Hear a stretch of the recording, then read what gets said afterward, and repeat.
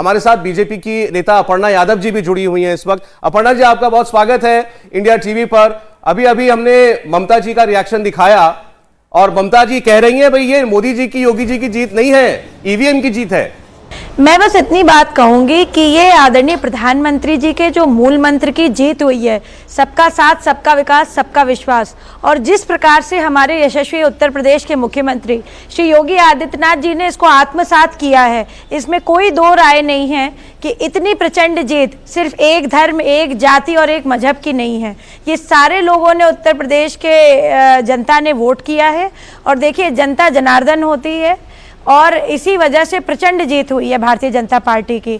इस पे छींटाकशी करना, इस पे टिप्पणी करना, जो व्यक्ति मैं ममता दीदी की बात कर रही हूँ, ममता दीदी ने कितनी बुरी भली बातें कही उत्तर प्रदेश के लोगों को, और वो किस मुंह से यहाँ पर प्रचार करने आई थी, तो उसके लिए भी मैं यही कहूँगी, तो पहले तो वो माफ़ी मांगे, उसके बाद अब वो ईवीएम पे सवाल उठा रही हैं। ईवीएम से क्या वो खुद नहीं जीती?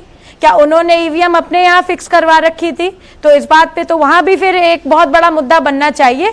इस तरह की के राजनीतिक दल में जो इतने शीर्ष नेतृत्व पर है, ईवीएम पे और चुनाव के पूरे एक इस यज्ञ के लिए मुझे नहीं लगता कि इस तरीके की अभद्र टिप्पणी करनी चाहिए।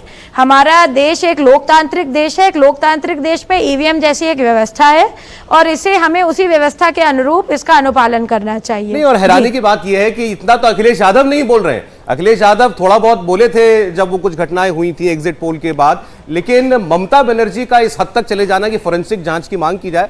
चुनाव होते हैं, हर पार्टी जीतती है, कभी हारती है, इसमें बीजेपी भी अपवाद नहीं है। ऐसे में ये तो जनता के मैंडेट को स्वीकार करने में क्या दिक्कत है भाई? ठीक है, इस बार आपको पसंद किया, आपकी सीटें भी तो बढ़ी हैं, अखिलेश यादव का भी पार्टी का विस्तार हुआ है।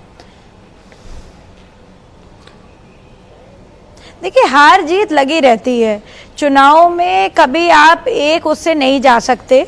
हाँ, मैं ये ज़रूर कहती हूँ कि हम अगर चुन करके आते हैं तो जनता की सेवा करने के लिए आते हैं, और भारतीय जनता पार्टी ने हमेशा सेवा को अपना परम धर्म माना है। और मुझे लगता है कि योगी जी ने कोविड के दौरान सबने देखा है कि किस तरह से उन्होंने जुझारू रूप से सबकी सेवा करी है।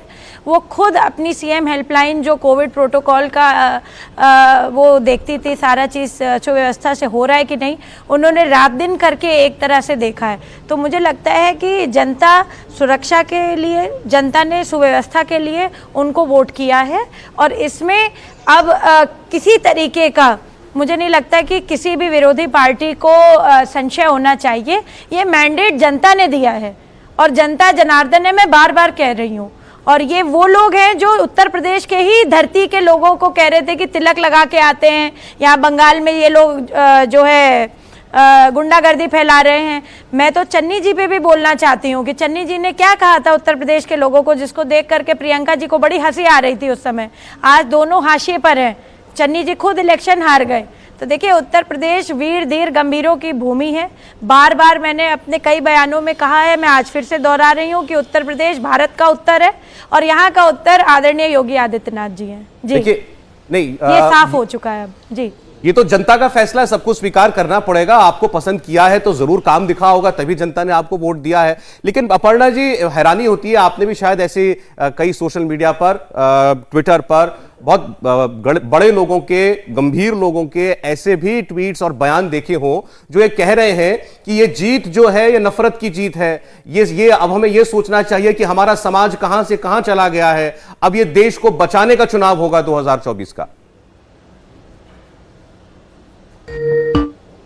देखिए, 2022 को भी लोगों ने यही बोला कि ये देश और उत्तर प्रदेश का एक ऐसा चुनाव होगा कि जो देश के दिशा का एक बहुत बड़ा हिस्सा बनेगा, और देश को उत्तर प्रदेश के लोगों ने एक दिशा दिखाने का हमेशा से इतिहास उठा लीजिए, ऐसा कोई पृष्ठ नहीं है इतिहास का जिसमें उत्तर प्रदेश के लोगों का नाम ना हो। मैं भारतीय इतिहास की बात कर रही हूँ, और मैं ये समझती हूँ कि भारत का उत्तर प्रदेश उत्तर प्रदेश ही है, और यहाँ के लोगों ने चाहे हिंदू भाई हो, हिंदू मुस्लिम सिख ईसाई, सबके सब हैं भाजपाई। तो सब ने भारतीय जनता पार्टी को बड़े खुले मन से वोट किया है और इसको अब विपक्षियों को एक्सेप्ट करना पड़ेगा कि हम लोगों ने काम किया है, हमने विकास के मॉडल पर काम किया है, हमने सुरक्षा दी है लोगों को, हमने लोगों को माफियाओं से, गुंडों से बचाया है। इसलिए लोगों ने सुरक्षा के जो एक उनको पहले अभाव सा महसूस होता था, योगी जी की सरकार में, मोदी जी की सरकार में उनको ये लगा कि यहाँ पर सुरक्षा की व्यवस्था है, इसलिए हमें बीजेपी को वोट करना है। जी जी।